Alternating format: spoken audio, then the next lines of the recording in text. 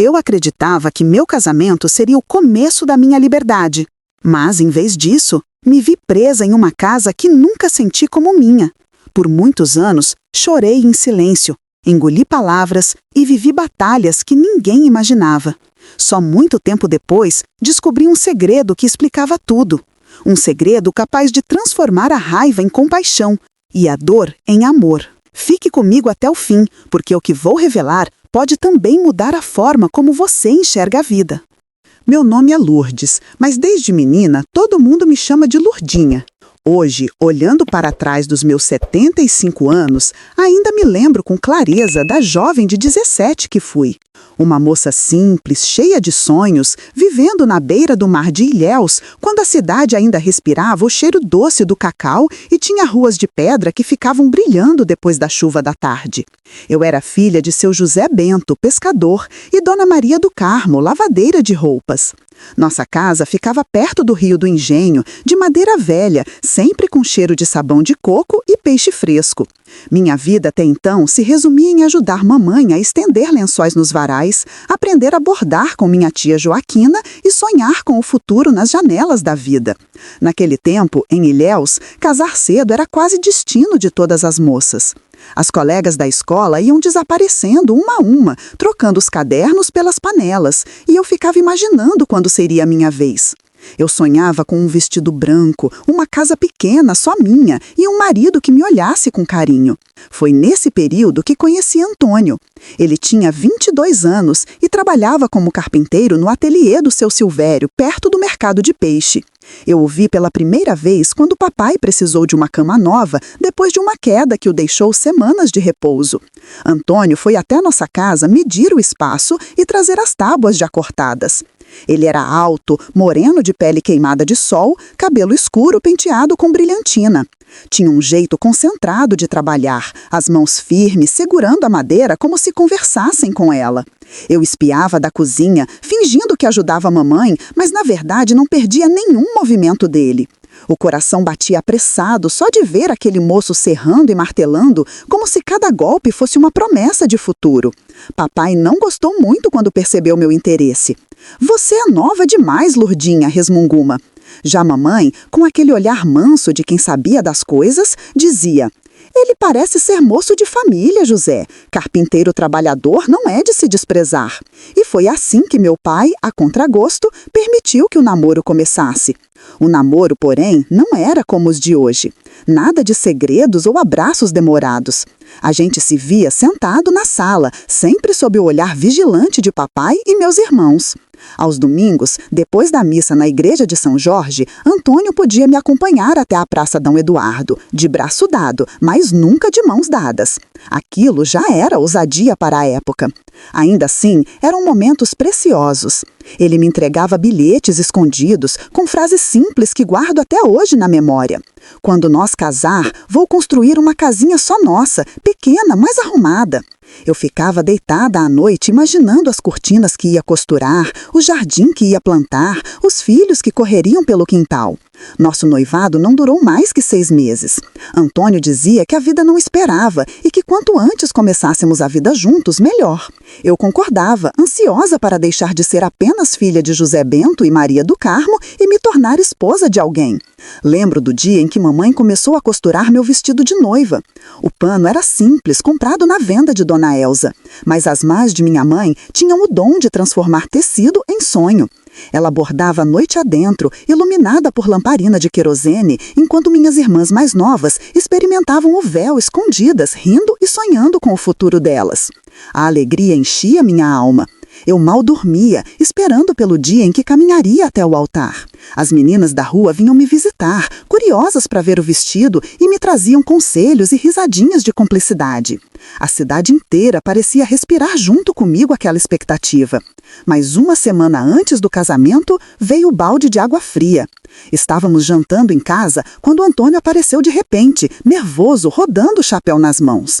Ele pigarreou, olhou para meu pai e falou: "Seu José, Dona Maria, é que aconteceu um imprevisto." Papai disse que não faz sentido a gente gastar dinheiro com aluguel quando tem tanto espaço lá em casa. Então, depois do casamento, vamos morar com eles.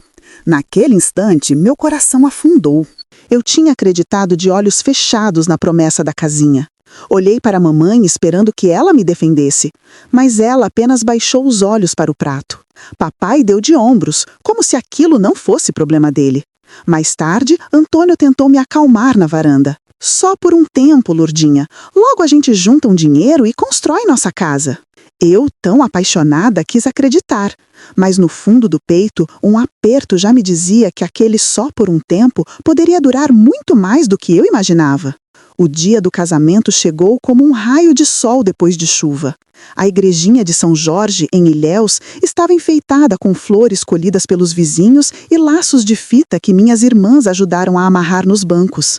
O sino repicava alto e parecia que cada badalada ecoava direto no meu coração. Eu tremia tanto que precisei do braço firme de meu pai para conseguir caminhar até o altar. O vestido que mamãe costurou era simples, mas para mim parecia o mais belo do mundo. Bordados delicados, feitos ponto a ponto por suas mãos cansadas, iluminavam o branco do tecido barato. As pessoas da vizinhança comentavam em voz baixa, admiradas. "Está linda, a menina de Dona Maria." Eu mal conseguia olhar para os lados, tamanha a emoção. Antônio me esperava diante do altar, com o cabelo ainda mais brilhante de brilhantina e um sorriso nervoso. O padre João iniciou a cerimônia com sua voz grave e a cada palavra eu sentia minha vida mudar de rumo. Quando a aliança deslizou pelo meu dedo, pesada e fria, um nó na garganta me fez chorar. Eu não sabia se de alegria ou de medo. A festa foi no salão paroquial, com mesas cobertas de toalhas coloridas e pratos de bolo de fubá, cocada e pé de moleque. Havia também música, tocada por 2 sanfoneiros que alegraram a noite. Todo mundo dançava, ria, desejava felicidades. Eu, no meio daquilo, parecia viver um sonho, como se fosse a mocinha das histórias que eu ouvia nas rádios-novelas. Após a festa, partimos para a lua de mel. Seu Silvério, patrão de Antônio, emprestou uma casinha simples no alto do Rio do Engenho. Ficava perto de uma cachoeira cercada de mata e passarinhos. Foram apenas 3 dias, mas 3 dias que guardo como os mais doces da minha juventude. Ali, pela primeira vez, estávamos realmente sozinhos. Sem os olhos de papai, sem os conselhos de mamãe, sem vizinhos para vigiar. Eu descobri aos poucos o que era ser esposa. Antônio foi paciente, me segurando nos braços como se eu fosse porcelana. O cheiro da madeira da cabana, o barulho da cachoeira e o calor da pele dele se misturaram em lembranças que nunca mais se apagaram da minha memória. Nos banhos de rio, ele me carregava nos braços até as pedras mais fundas. À noite, à luz de um lampião fraco, falava dos planos de futuro. "Vamos ter nossa casa, Lourdinha. Vai ser pequena, mas com jardim na frente e janelas grandes." Eu acreditava em cada palavra. A paixão era tanta que qualquer promessa parecia verdade. Mas como todo sonho, aqueles dias passaram depressa. Voltamos para a realidade em um domingo, quando o sol já se punha sobre Ilhéus. Chegamos à casa dos pais de Antônio, a casa onde eu passaria os próximos anos da minha vida. Era uma construção antiga, de paredes grossas e corredor comprido. Logo na entrada, um pé de jasmim espalhava perfume pelo ar. A casa parecia grande, quase majestosa, mas fria. Dona Raimunda, minha sogra, nos esperava na porta. Tinha 48 anos, cabelos presos em coque apertado e uma postura tão rígida que lembrava uma professora severa. "Sejam bem-vindos à nossa casa", disse ela, enfatizando o nossa como quem crava território. Ao lado dela, seu Antero, meu sogro, barrigudo e de sorriso fácil, nos recebeu com piadas para quebrar o clima. Já a irmã de Antônio, Francisca, da minha idade, apenas me lançou um olhar atravessado, murmurando um boa noite sem entusiasmo. Fomos levados até o quarto no fim do corredor. A cama estava arrumada com lençóis engomados que arranhavam minha pele. O contraste com a cabana da serra me fez sentir um vazio imenso. Naquela primeira noite, deitada ao lado de Antônio, percebi que ali não era minha casa. Eu era apenas uma hóspede, uma intrusa no território de outra mulher. Na manhã seguinte, acordei com um cheiro forte de café. Desci apressada para ajudar, querendo mostrar boa vontade. Encontrei Dona Raimunda já de avental, comandando as panelas como uma general. "Bom dia, minha filha", disse ela com uma formalidade fria. "Aqui o café é às 6 em ponto. Antônio precisa sair cedo para o serviço." Sorri sem graça, engolindo o café amargo demais para o meu gosto. Era apenas o primeiro dos muitos aqui em nossa casa. É assim que eu ouviria.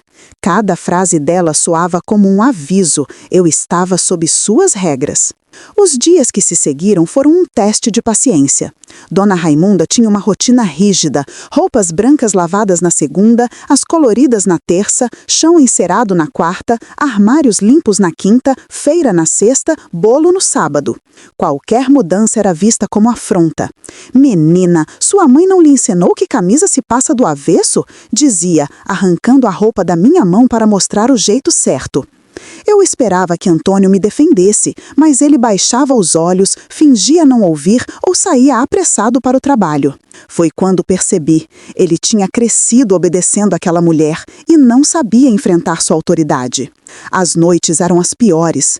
Durante o dia, o trabalho me mantinha ocupada, mas quando deitava na cama do quarto frio, as lágrimas vinham sem pedir licença. Eu chorava baixinho, virada para a parede para que Antônio não visse. Sentia falta do colo de minha mãe, da liberdade da minha casa. Para aliviar a dor, escrevia cartas para ela, contando tudo o que vivia. Cartas que nunca enviei, rasgadas em pedacinhos para ninguém descobrir meu segredo. Naquele primeiro mês, percebi que minha vida não seria o conto de fadas que imaginei. Estava apenas começando a entender que viver sob o mesmo teto de Dona Raimunda seria uma batalha constante. A cada dia que passava, eu entendia que a casa de Dona Raimunda tinha um ritmo próprio e não o meu. Acordava cedo, antes do sol, para tentar ajudar na cozinha, mas qualquer coisa que eu fizesse era motivo para correção. O café estava forte demais, a carne cozida de menos, o feijão com sal de sobra. Eu sentia como se nunca fosse suficiente. O casarão ficava perto do mercado de peixe, onde o cheiro de maresia se misturava ao barulho das carroças que passavam carregadas de sacas de cacau. Da janela do quarto, eu via a vida acontecer lá fora. Crianças correndo descalças, vendedores ambulantes gritando ofertas, senhoras indo à feira com cestos na cabeça. Mas eu estava presa ali dentro, em um mundo que não era meu. Dona Raimunda não falava alto, mas cada palavra sua tinha o peso de uma sentença. "Lourdinha, toalha se pendura assim, não desse jeito torto. Aqui em casa, menina, pano de prato não se mistura com toalha de banho. Você varreu, mas esqueceu o canto atrás da porta." E Francisca, minha cunhada, era como os olhos extras da mãe. Se eu deixava uma colher fora do lugar, lá estava ela correndo. "Mamãe, Lourdes colocou açúcar demais no café do papai. Mamãe, Lourdes dobrou as toalhas do lado errado." Eu tentava sorrir, tentava não demonstrar raiva, mas por dentro me sentia uma prisioneira. Antônio percebia, claro. Às vezes eu olhava para ele esperando que tomasse minha defesa, mas ele desviava o olhar, como se fingisse não ouvir. Era mais fácil para ele se calar do que enfrentar a mãe. As noites eram um tormento. O silêncio da casa era quebrado apenas pelo ranger do assoalho e pelo tic-tac do relógio antigo da sala. Eu deitava ao lado de Antônio, que adormecia rápido, cansado do trabalho. Eu, porém, ficava acordada, os olhos marejados, lembrando da casinha da serra onde tínhamos passado a lua de mel. Ali eu me sentia livre, dona de mim. Aqui, apenas uma hóspede indesejada. Foi nessa época que comecei a escrever cartas para minha mãe. Pegava pedacinhos de papel que sobravam das anotações de meu pai e derramava tudo o que sentia. Contava da solidão, da sensação de não pertencer àquele lugar, das palavras duras que engolia em silêncio. Mas depois rasgava cada carta em pedacinhos, jogando no lixo. Tinha vergonha que alguém descobrisse. Como poderia admitir que meu casamento, tão sonhado, não era o conto de fadas que eu esperava? Uma tarde de sábado, resolvi que precisava provar meu valor. Lembrei da receita que mamãe me ensinara, galinha caipira com quiabo e angu. Passei horas na cozinha, cuidando de cada detalhe, na esperança de conquistar ao menos um sorriso de aprovação. Quando Dona Raimunda chegou da visita à comadre e sentiu o cheiro no ar, seus olhos se estreitaram. Quem lhe deu permissão para mexer nas minhas galinhas? Perguntou, a voz firme como pedra. Eu só queria fazer um jantar especial, respondi, tentando não tremer. Ela ergueu as mãos indignada. Especial? Há 30 anos cozinho para esta família e agora você vem me ensinar? Quiabo aqui é para domingo, não para gastar no sábado. Fiquei sem palavras, mas para minha surpresa, foi seu Antero quem interveio. Deixa a menina, Raimunda, esse cheiro tá me dando água na boca. Por um momento, achei que Dona Raimunda fosse explodir, mas em vez disso, tirou o avental, jogou sobre a mesa e declarou: Ótimo, vamos ver se vocês preferem a comida dela. Hoje eu vou cozinho. O jantar foi silencioso. Antônio comia sem levantar os olhos do prato, Francisca cutucava a comida de má vontade e seu Antero elogiava cada garfada para quebrar o clima. Eu me sentia dividida entre a vitória e a culpa. Mais tarde, encontrei Antônio fumando na varanda, coisa rara para ele. Desculpa pelo jantar, murmurei. Ele ficou em silêncio por um tempo, depois pegou minha mão. A comida estava boa, Lourdinha, mas você precisa entender aqui, as coisas funcionam do jeito dela. Engoli em seco, com vontade de gritar. E eu? Quando vai ser do meu jeito? Mas não disse nada. Apenas olhei para o céu estrelado de Ilhéus, pedindo em silêncio forças para suportar. Na manhã seguinte, acordei mais cedo que todos. Preparei o café do jeito que Dona Raimunda gostava, forte e coado na hora. Quando ela entrou e viu a mesa posta, parou por um instante. Provou o café e disse: Tá bom, mas da próxima vez, menos pó. Assim, rende mais. Não era um elogio, mas era menos frio do que antes. E naquele instante percebi, se eu quisesse sobreviver naquela casa, teria que aprender a escolher minhas batalhas. Os dias em Ilhéus passavam lentos, quase sempre iguais, marcados pelo barulho das carroças que levavam sacas de cacau até o porto e pelo cheiro forte de peixe vindo do mercado. Dentro da casa de Dona Raimunda, porém, cada dia era um teste diferente. Eu já tinha aprendido o ritmo das tarefas, lavar, passar, varrer, cozinhar, mas nada parecia suficiente para agradar minha sogra. Francisca, minha cunhada, continuava atenta a cada detalhe como uma sombra que não me deixava respirar. Um pano mal dobrado ou uma panela mal areada virava assunto na boca dela, correndo para a mãe. Eu já não sabia se a moça me odiava ou apenas queria se sentir importante naquele mundo dominado por Dona Raimunda. Numa tarde abafada de sexta-feira, decidi fazer algo especial para o jantar. O mercado estava cheio, vendedores gritando os preços de frutas, mulheres brigando por um bom pedaço de peixe, meninos correndo entre as barracas. Aproveitei para comprar uns temperos e um quiabo fresquinho, lembrando da receita de mamãe. Voltei para casa com o coração acelerado, como se estivesse prestes a cometer um crime. Passei a tarde inteira na cozinha, cuidando de cada detalhe. Enquanto o angu fervia no fogo, senti uma alegria diferente, como se fosse dona de mim por algumas horas. O cheiro da galinha temperada encheu a casa e até Francisca apareceu espiando, curiosa. Quando Dona Raimunda chegou, cansada da visita à comadre, parou na porta e franziu a testa. Que cheiro é esse? Fiz um jantar especial, galinha com quiabo, do jeito que minha mãe me ensinou. Tentei sorrir. O que recebi em troca foi um olhar duro. Quem mandou você mexer nas minhas galinhas? E esse desperdício de quiabo? Aqui em casa isso é comida de domingo. Tentei explicar, mas minha voz foi ficando pequena. Eu só queria agradar. Ela ergueu o queixo, a raiva transbordando. Há 30 anos cozinho para esta família. Você mal saiu das fraldas e acha que pode mudar o que sempre foi assim? Foi então que seu Antero, até então calado, falou: Deixa a menina, Raimunda. Esse cheiro tá me dando água na boca. Por um instante, pensei que Dona Raimunda fosse explodir. Mas, surpreendendo a todos, ela tirou o avental, jogou em cima da mesa e disse: Pois muito bem, hoje não cozinho. Vamos ver se gostam mais da comida dela. O jantar foi estranho. Antônio comia rápido, sem erguer os olhos. Francisca mal tocava no prato, cutucando a comida. Já seu Antero fazia questão de elogiar a cada garfada. Delícia, Lurdinha! Fazia tempo que não comia galinha tão macia. Mas o silêncio pesado de Dona Raimunda sentada na ponta da mesa, sem provar nada, pesava mais que qualquer palavra. Depois que todos se levantaram, fiquei sozinha na cozinha lavando a louça. As mãos tremiam, mas dentro de mim nascia algo novo. Não era apenas medo, era também uma sensação estranha de vitória. Pela primeira vez, tinha enfrentado minha sogra, ainda que sem intenção. Na varanda, encontrei Antônio fumando, o rosto preocupado. Desculpa pelo jantar, murmurei. Ele apagou o cigarro e pegou minha mão. A comida estava ótima, Lurdinha, mas você precisa entender, mamãe não gosta de dividir espaço. Respirei fundo, olhando para o céu cheio de estrelas sobre Ilhéus. E eu, Antônio, quando vou ter meu espaço? Perguntei, mas a voz saiu tão baixa que talvez ele nem tenha ouvido. Naquela noite, demorei a dormir. Sentia um nó na garganta, mas também um fogo novo queimando dentro de mim. Entendi que cada mudança naquela casa seria uma batalha e que eu precisaria escolher quais batalhas valiam a pena lutar. No domingo seguinte, resolvi acordar ainda mais cedo.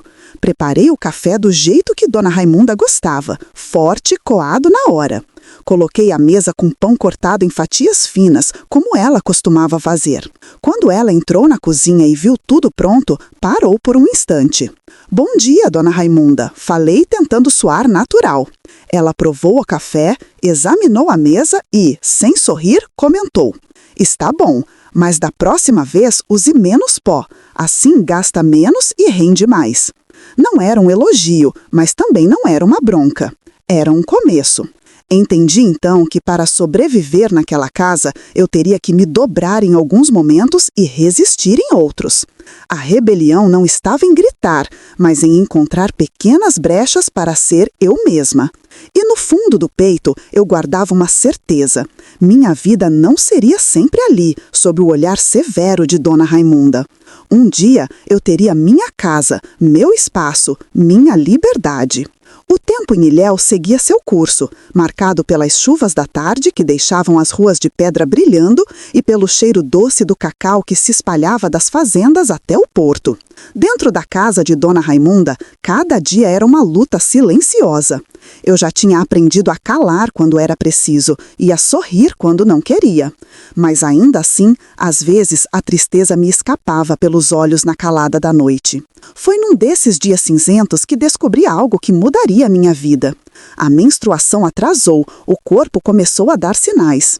A princípio, pensei que fosse apenas nervoso, mas uma manhã acordei enjoada, com tontura. Dona Raimunda, que não perdia nada, foi a primeira a notar. Essa menina anda pálida demais, disse, me examinando dos pés à cabeça. Deve estar prenha. Senti o rosto arder de vergonha. Antônio, sentado à mesa, quase engasgou com o café.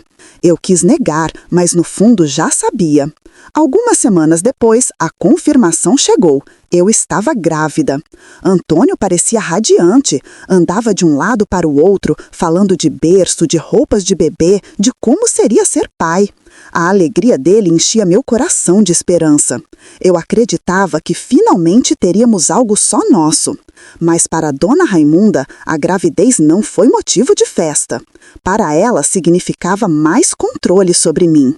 Agora você precisa seguir minhas recomendações, dizia, como se fosse uma lei. Nada de subir escadas, nada de carregar peso. Tem que tomar chá de folha de pitanga todo dia, ajuda a fortalecer o sangue. Eu tentava obedecer, mas muitas vezes suas exigências me sufocavam.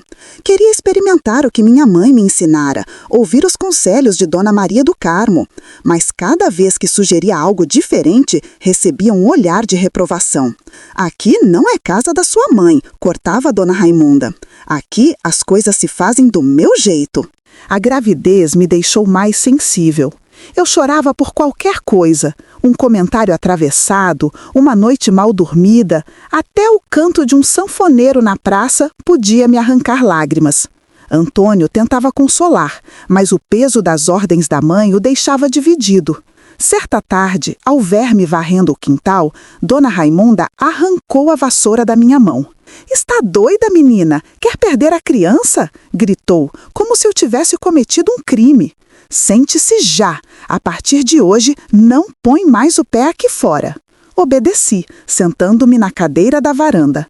Mas por dentro, a revolta queimava. Eu me sentia prisioneira dentro da própria vida. A casa, que já parecia estreita antes, agora se transformava em cela.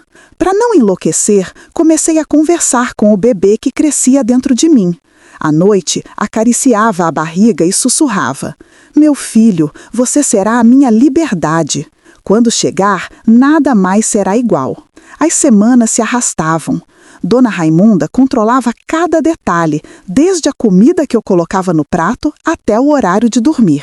Mandava fazer simpatias, colocava ramos de arruda debaixo da cama, rezava terços inteiros pedindo proteção. Eu não era contra a fé dela, mas me doía não poder escolher por mim mesma. Uma noite, ouvi Antônio e a mãe discutindo na sala. "Mamãe não precisa pegar tão pesado com Lourdinha, ela sabe se cuidar." "Você não entende nada, Antônio", respondeu ela exaltada. "Mulher nova não sabe o que faz. Foi assim que perdi meu primeiro filho. Não vou deixar que aconteça de novo nesta casa." Engoli em seco ao ouvir aquelas palavras. Perder um filho? Até então, eu não sabia nada da vida passada de Dona Raimunda. E naquele instante, percebi que sua dureza escondia uma dor antida, uma ferida que ainda sangrava em silêncio. Mas isso não tornava mais fácil viver sob sua vigilância. Pelo contrário, parecia que ela tinha decidido reviver sua maternidade através da minha gravidez. No último mês, a tensão chegou ao limite. Eu já não conseguia dormir, as dores nas costas aumentavam e Dona Raimunda não me deixava em paz. "Não coma isso, vai dar cólica no menino. Não sente desse jeito, vai enroscar o cordão. Não durma virada para esse lado, vai trazer má sorte." Eu já não sabia se ria ou chorava. Entre lágrimas e orações, fui reunindo forças para o que estava por vir. E numa madrugada chuvosa, quando os trovões ecoavam sobre Ilhéus, as dores começaram. O bebê estava pronto para chegar ao mundo. A madrugada em Ilhéus estava pesada de chuva. O barulho dos trovões se misturava ao estalar das telhas antigas da casa de Dona Raimunda. Eu me encolhia na cama, tentando entender aquelas dores que vinham em ondas, cada vez mais fortes. Quando finalmente percebi que era a hora, um misto de medo e coragem tomou conta de mim. "Antônio", chamei, a voz embargada, "vai buscar a parteira, o menino vai nascer." Ele saiu às pressas, com a capa encharcada pela chuva. Minutos depois, voltou com Dona Joana, a parteira conhecida do bairro, uma senhora de mãos firmes e olhos experientes. "Calma, minha filha, respira fundo", disse ela, colocando panos limpos sobre a cama. Dona Raimunda já estava de prontidão, correndo de um lado para o outro, trazendo água quente, rezando o terço e dando ordens a todos. Eu mal conseguia ouvir direito, tamanha era a dor que atravessava meu corpo. As horas se arrastaram, suor escorria pela minha testa, minhas mãos apertavam os lençóis com força, como se agarrassem a própria vida. Antônio andava de um lado para o outro, aflito, sem saber onde pôr as mãos. Em alguns momentos, ajoelhava-se ao meu lado, murmurando: "Força, Lourdinha, você consegue." E, enfim, no meio daquela madrugada tempestuosa, um choro forte ecoou pela casa. Um choro que me pareceu o som mais bonito que já tinha ouvido. Meu filho havia chegado. "É um menino!" anunciou Dona Joana, colocando o bebê nos meus braços. Olhei para aquele rostinho enrugado, pele rosada e olhos fechados e senti uma onda de amor que não cabia dentro de mim. As dores desapareceram como por encanto. Era só eu e eu, meu filho. Mas o momento de ternura não durou muito. Dona Raimunda se aproximou, os olhos marejados, e disse com firmeza: "Vai se chamar Antônio Filho." Levantei o rosto, surpresa. "Não, eu quero que se chame Miguel." Um silêncio pesado tomou conta do quarto. Antônio me olhou, indeciso, e Dona Raimunda estreitou os olhos. "Antônio Filho, em homenagem ao pai." Assim deve ser. Eu apertei o bebê contra o peito e respondi, com uma força que nem sabia que tinha. O nome dele será Miguel. Sempre sonhei com esse nome. A sogra pareceu engolir em seco, como se tivesse levado um golpe. Você não entende, menina. Na nossa família, os primeiros filhos homens carregam o nome do pai. Assim deve ser. Eu apertei o bebê contra o peito e respondi, com uma força que nem sabia que tinha. O nome dele será Miguel. Sempre sonhei com esse nome. A sogra pareceu engolir em seco, como se tivesse levado um golpe. Você não entende, menina. Na nossa família, os primeiros filhos homens carregam o nome do pai. Olhei para Antônio, esperando uma palavra, qualquer gesto. Por um instante, ele hesitou, mas então respirou fundo e disse: Eu gosto de Miguel, mamãe. Acho bonito. Foi como se o chão tivesse se aberto sobre os pés de Dona Raimunda. Pela primeira vez, meu marido não repetia suas ordens. O silêncio dela foi cheio de mágoa, mas também de derrota. Miguel. Repeti o nome baixinho, acariciando o rostinho do meu filho. Ele parecia se acalmar ao ouvir, como se reconhecesse aquela escolha. Nos dias seguintes, a casa se encheu de visitas. Vizinhas vinham trazer caldo de galinha, roupas de bebê, conselhos. Eu sorria, cansada, mas feliz. Sentia que, enfim, algo de verdade era meu, aquele menino que mamava no meu peito e que carregava o nome que eu escolhi. Mas a tensão com Dona Raimunda não diminuiu. Ela cuidava de Miguel como se fosse seu, decidindo a hora do banho, o jeito de enrolar as fraldas, até a posição em que ele devia dormir. Muitas vezes eu tinha que lutar para segurar meu próprio filho. Você não sabe segurar direito, vai deixar cair, dizia, arrancando o bebê dos meus braços. Está deixando mamar demais, vai estragar a criança. Eu me mordia para não responder, mas por dentro ardia de raiva. Ainda assim, havia algo diferente. Talvez porque pela primeira vez eu e Antônio estivéssemos juntos em uma decisão. O nome de Miguel era nossa pequena vitória contra o domínio de Dona Raimunda. As noites eram longas e cansativas. O choro do bebê ecoava pelo casarão, misturado ao ronco distante do mar. Muitas vezes eu me levantava sozinha para acalentar Miguel, enquanto Antônio dormia profundamente. Nessas horas, falava baixinho para ele. Você é a minha força, meu amor. Com você, eu não estou sozinha. E aos poucos, percebi que ser mãe me dava uma coragem que eu não conhecia. A menina assustada que chegou à casa da sogra começava a se transformar. Ainda havia medo, ainda havia lágrimas escondidas no travesseiro. Mas agora também havia uma chama nova dentro de mim. A chama de quem descobriu que tinha algo maior do que o medo para proteger. Miguel era a minha vida, e por ele eu enfrentaria qualquer tempestade.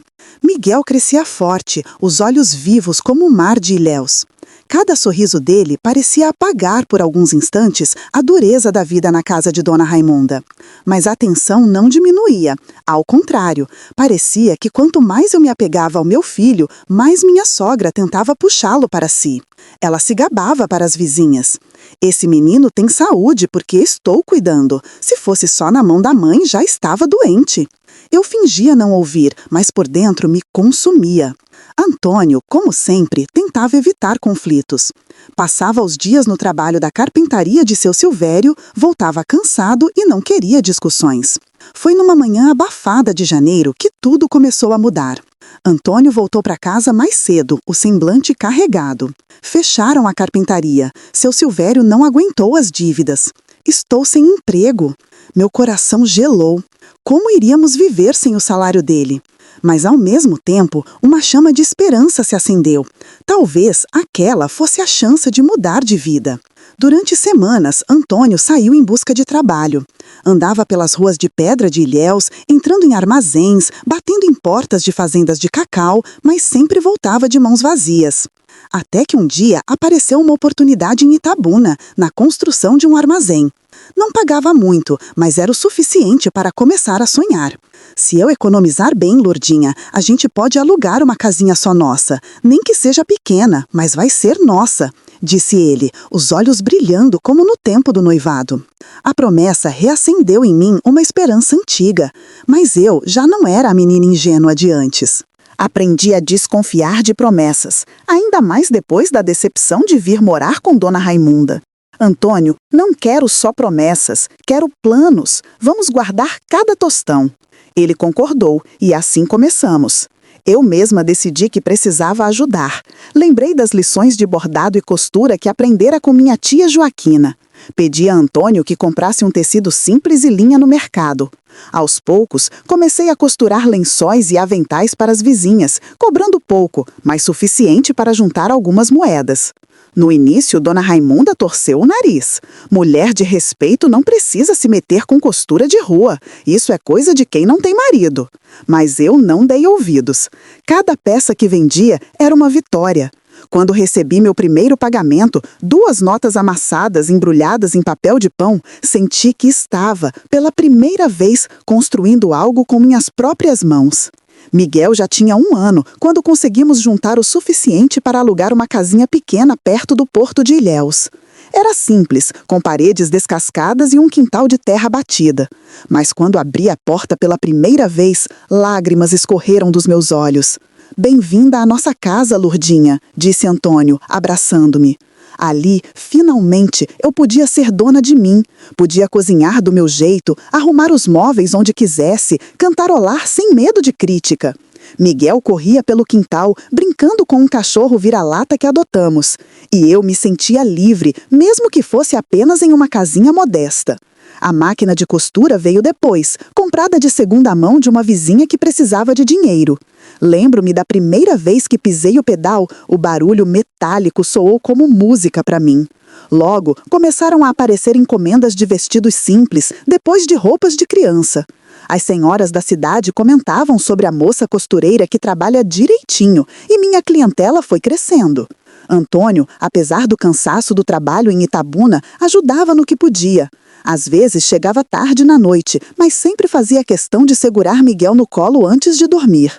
Eu o observava, sentindo que, enfim, começávamos a construir nossa própria vida, longe da sombra pesada de Dona Raimunda. Claro que ela não ficou feliz. Quando soube que havíamos nos mudado, apareceu de surpresa na nova casa.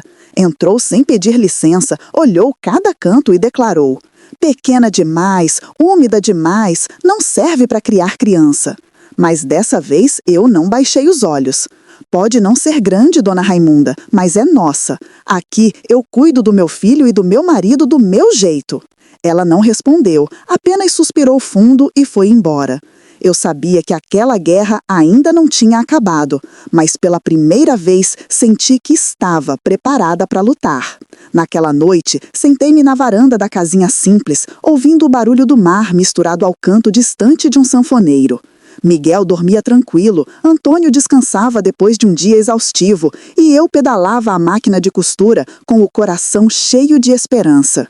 A vida, enfim, começava a mostrar que os sonhos, quando alimentados com suor e coragem, podiam se tornar realidade. Nossa vida na casinha perto do porto seguia com simplicidade, mas com a leveza que eu nunca havia sentido antes. O quintal pequeno tinha um pé de pitanga, que dava sombra e cor às tardes, e era lá que Miguel aprendia a dar os primeiros passos, com as mãozinhas sujas de terra e o riso fácil que iluminava a casa inteira. Minha costura prosperava. De lençóis e aventais, passei a fazer vestidos de festa para as senhoras de Ilhéus, que gostavam de exibir suas roupas novas nas quermesses e nos bailes. Muitas vezes, eu virava à noite costurando, iluminada por lamparina, enquanto ouvia o barulho distante do mar.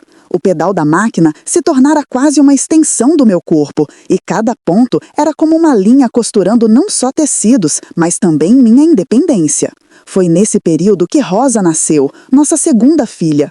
Uma menina delicada, de olhos serenos, que logo se tornou o xodó da casa. Antônio, apesar do cansaço do trabalho em Itabuna, chegava animado para brincar com as crianças. Havia dias em que eu o observava, Miguel pendurado em seu pescoço, Rosa no colo, e pensava: agora sim, esta é a família que sonhei. Mas como a vida nunca se faz só de alegrias, a sombra da dor não tardou a chegar. Seu Antero, meu sogro, começou a adoecer. Primeiro foram as pernas inchadas, depois as feridas que não cicatrizavam. A notícia veio como um golpe: diabetes avançada. Mesmo morando em outra casa, eu acompanhava de perto, porque Antônio se preocupava com o pai. Íamos visitá-lo todos os domingos. Lembro-me de entrar no casarão e sentir o ar pesado, diferente de antes. Dona Raimunda já não tinha a mesma firmeza. O coque apertado estava sempre um pouco desarrumado, os olhos cansados, a voz menos impositiva. Ele não come o que mando, Lurdinha. Fico de olho, mas seu Antero é teimoso, dizia ela, a voz embargada, como quem não sabia mais como controlar a vida ao redor. Os meses se arrastaram em meio a médicos, remédios caros e orações. Até que chegou o dia em que os médicos recomendaram a amputação de uma das pernas. Eu nunca esquecerei o olhar de seu Antero, deitado na cama do hospital, tentando disfarçar o medo com uma piada. Pelo menos vou gastar menos sapato, não é, minha nora? Ri sem graça, mas as lágrimas me ardiam por dentro. A amputação não trouxe alívio. Pelo contrário, a saúde dele se deteriorou rápido. Dona Raimunda, apesar da dureza, se desdobrava para cuidar do marido. Mas vi pela primeira vez as mãos dela tremerem ao segurar uma xícara de chá e percebi que aquela mulher não era de ferro. O dia da morte de seu Antero foi chuvoso, como se a cidade inteira chorasse junto. O velório aconteceu no salão paroquial da igreja de São Jorge, o mesmo onde eu havia me casado anos antes. O cheiro de flores misturado ao de vela me trouxe recordações contraditórias, um dia de festa transformado, anos depois, em despedida. Antônio chorava baixo, abraçado aos irmãos. Miguel, pequeno demais para entender, perguntava por que o avô dormia tanto. Rosa, no meu colo, chupava os dedos alheia ao peso da perda. Dona Raimunda, por sua vez, parecia uma estátua. Sentada na cadeira ao lado do caixão, os olhos fixos no marido, não derramou uma lágrima. Mas eu sabia, dentro dela, algo havia desmoronado. Depois do enterro, a Casa Grande nunca mais foi a mesma. Francisca casou-se pouco tempo depois e foi morar em Itacaré. Os outros filhos de Dona Raimunda tinham suas próprias famílias. Restou a ela apenas o silêncio dos corredores e a memória do marido.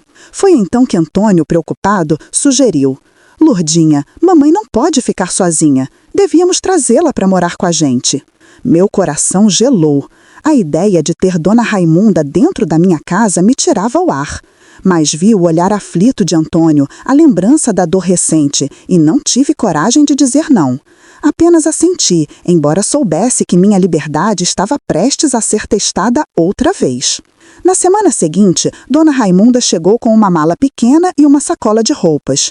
Olhou ao redor da casa simples e suspirou. É humilde, mas aconchegante. Eu não sabia se era elogio ou crítica, mas decidi não perguntar. A presença dela mudou tudo. A rotina voltou a ter regras rígidas, as crianças passaram a ser alvo de conselhos constantes, e a cozinha, que era meu território, tornou-se campo de disputa. Ainda assim havia algo diferente. O tom de voz dela já não era tão impositivo, e às vezes eu a pegava olhando pela janela, perdida em pensamentos. A viúva dura, que sempre me parecia inquebrável, estava começando a mostrar rachaduras. Eu não sabia ainda, mas logo descobriria que por trás daquela rigidez havia um segredo guardado há décadas. Um segredo que mudaria para sempre a forma como eu via minha sogra. A presença de Dona Raimunda em nossa casa foi no início como uma sombra antiga que voltava a assombrar. Eu temia que toda a paz conquistada com tanto esforço se desfizesse em segundos. Mas com o tempo, percebi que aquela mulher não era mais a mesma que me recebera anos atrás com o rosto duro e o olhar fiscalizador. Ela estava mais silenciosa. Passava longos minutos sentada na varanda, olhando para o mar de ilhéus como se buscasse respostas nas ondas. O coque apertado dava lugar a um cabelo solto, com fios brancos que ela já não fazia questão de esconder. Às vezes, pegava Miguel no colo e ficava olhando fixamente para ele, os olhos marejados, mas sem dizer palavra. Foi numa noite chuvosa que a verdade veio à tona. As crianças já estavam dormindo, Antônio tinha ido visitar um amigo e eu fiquei na cozinha terminando de remendar um vestido. Dona Raimunda entrou devagar, sentou-se na cadeira de balanço e ficou em silêncio. O som da chuva batendo no telhado era o único ruído. Lourdinha, ela começou, a voz embargada. Você acha que eu sempre fui essa mulher dura, não é? Não respondi de imediato, apenas a olhei, surpresa com aquela pergunta. Ela suspirou fundo e continuou. Eu não nasci assim. A vida me fez. O balanço da cadeira rangia no compasso de sua respiração. E então, como se um dique tivesse se rompido, ela contou. Quando casei com Antero, eu era como você, sonhadora, cheia de planos. Meu primeiro parto foi de gêmeos, 2 meninos lindos, fortes, Antônio e Geraldo. A voz dela falhou, mas com apenas 3 anos, Geraldo pegou sarampo. Eu fiz de tudo, reza, chá, médico, nada adiantou. Enterrei meu filho com as próprias mãos. Um silêncio pesado tomou conta do cômodo. Eu não sabia o que dizer. Depois disso, eu nunca mais fui a mesma, continuou. Prometi para mim mesma que nenhum dos meus filhos passaria pelo que ele passou. Passei a vigiar cada passo, controlar cada gesto. Talvez eu tenha sufocado todos eles, mas era o único jeito que encontrei de não enlouquecer. As lágrimas corriam pelo rosto de Dona Raimunda, e pela primeira vez eu vi não a sogra severa, mas uma mãe ferida. Uma mulher que carregava uma dor silenciosa há décadas. Agora você entende por que queria tanto que seu filho se chamasse Antônio Filho? Disse com um fio de voz. Era a minha maneira de manter vivo o que perdi. Senti um aperto no peito. Recordei-me da briga pelo nome de Miguel, da firmeza com que ela insistira, da dor em seu olhar quando não foi atendida. Eu, que tantas vezes a odiei, naquele momento só conseguia sentir compaixão. Levantei-me, segurei sua mão enrugada e fria. Dona Raimunda, eu não sabia. Ela me olhou, surpresa com meu gesto. Ninguém sabia, nem Antônio. Nunca tive coragem de contar. Guardei isso só para mim, todos esses anos. Ficamos em silêncio, apenas as mãos unidas e o som da chuva preenchendo a noite. Eu percebi que pela primeira vez não havia guerra entre nós. Não éramos sogra e nora, mas 2 mulheres, 2 mães, unidas pela dor e pelo amor aos filhos. Quando Antônio voltou, encontrou-nos na varanda, lado a lado. Deve ter estranhado, mas não perguntou nada. E eu também não contei. Entendi que aquele era um segredo que não me cabia espalhar. Depois daquela noite, a convivência mudou. Dona Raimunda já não criticava cada gesto meu. Pelo contrário, às vezes me ajudava na costura, mesmo sem saber direito como fazer. Outras vezes contava histórias da juventude, lembranças da Ilhéus antiga, dos bailes de carnaval no clube e das festas de São Jorge. Ela também passou a se aproximar mais dos netos. Miguel adorava ouvir suas histórias e Rosa gostava de se enroscar no colo dela. Eu observava em silêncio e sentia que a vida estava aos poucos reparando suas feridas. Não era fácil esquecer os anos de dureza, as lágrimas que chorei em silêncio, as humilhações que suportei. Mas também não era justo ignorar a dor escondida por trás daquela rigidez. Pela primeira vez, eu consegui olhar para minha sogra com outros olhos. O segredo que ela carregava e que agora dividira comigo era como uma chave que abriu uma porta trancada dentro dela. E dentro de mim também. Eu ainda não sabia, mas esse entendimento seria fundamental para o que estava por vir. Porque a vida, como aprendi, nunca para de gerar e sempre nos reserva mais voltas do que imaginamos. Os anos seguintes passaram como o vento que sopra forte sobre o mar de Ilhéus. Miguel cresceu, esperto e falante, sempre curioso sobre tudo. Rosa, delicada e sonhadora, herdou o talento para a costura e passava as tardes ao meu lado aprendendo a abordar pequenas flores nos retalhos. Dona Raimunda, já idosa, continuava morando conosco. Depois da revelação de seu segredo, nossa relação nunca mais foi a mesma. Não digo que nos tornamos confidentes inseparáveis, mas a guerra silenciosa havia acabado.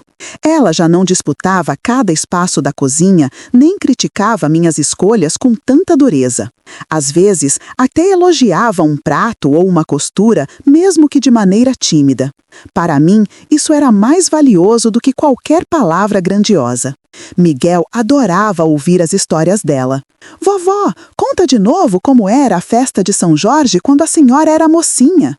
E lá ia ela, com os olhos brilhando, falar dos bailes iluminados por lamparinas, das roupas de seda trazidas de Salvador, dos casais dançando valsa na Praça Dom Eduardo. Nessas horas, eu a observava e percebia que, apesar de toda a dor, havia dentro dela lembranças que ainda a faziam sorrir. Com o tempo, minha costura deixou de ser apenas sustento e virou orgulho. Senhoras da alta sociedade do cacau vinham de carroças elegantes buscar vestidos feitos por mim. E cada encomenda era como um degrau na escada da dignidade que eu vinha construindo. Antônio, por sua vez, conquistou estabilidade no trabalho em Itabuna e passou a ser reconhecido como carpinteiro de confiança. Nossa vida, finalmente, caminhava em terreno firme. Vieram mais filhos, mais responsabilidades, mas também mais alegrias. E com elas, os netos. Lembro-me como se fosse ontem minha filha mais nova, já casada, apareceu em casa emocionada com a notícia de que esperava gêmeas. Quando as meninas nasceram, vi Dona Raimunda chorar de soluçar. Segurava as duas no colo, as mãos tremendo, e murmurava: Deus me devolveu o que levou um dia. Foi naquele instante que percebi como a vida é cheia de voltas. Aquela mulher que um dia me fez chorar de raiva e humilhação, agora chorava de gratidão, abraçada às netas que pareciam reparar a dor que carregava desde a juventude. Com os anos, a saúde dela se enfraqueceu. As pernas já não tinham firmeza, a memória começava a falhar. Mas até seus esquecimentos tinham ternura às vezes. Confundia Miguel com Geraldo, chamando pelo nome do filho que perdera. Eu não a corrigia. Deixava que ela vivesse naquele instante de ilusão, porque sabia que era uma forma de aliviar seu coração cansado. No dia em que ela partiu, estávamos todos reunidos ao redor de sua cama. A respiração fraca, os olhos semicerrados. Segurei sua mão e sussurrei: Pode descansar, Dona Raimunda. Obrigada por tudo. Ela me olhou com ternura e murmurou, quase sem voz: Você foi mais filha do que nora. Aquelas palavras me acompanharam para sempre. Hoje, já velha, sentada na mesma varanda onde tantas vezes costurei e sonhei, vejo meus netos correndo pelo quintal e penso em tudo o que vivi. Penso na menina ingênua que acreditava em promessas fáceis, na jovem que chorou escondido noites a fio, na mulher que aprendeu a ser forte para proteger seus filhos. A vida me ensinou que ninguém é só o que parece. Por trás da rigidez de uma sogra controladora, havia uma mãe ferida. Por trás das lágrimas de uma nora humilhada, havia uma mulher que descobria sua força. E, acima de tudo, aprendi que o tempo é um costureiro paciente. Ele une retalhos de dor e alegria, de perdas e conquistas, até formar o tecido da vida. Se hoje tenho paz no coração, é porque entendi que até os corações mais duros escondem histórias que ninguém imagina. A vida dá voltas, sim, e muitas vezes é nessas voltas que encontramos cura, perdão e até amor. Olho para Miguel, agora homem feito, e para Rosa, que me ajuda com a costura quando a vista falha. Vejo as gêmeas brincando no quintal e sinto que tudo valeu a pena. E deixo aqui minha mensagem: para quem ouvir, não desanime diante da dor, nem feche o coração diante da dureza dos outros. Porque mais cedo ou mais tarde, a vida mostra que todo sofrimento pode se transformar em aprendizado. E que no fim, o que permanece é o amor.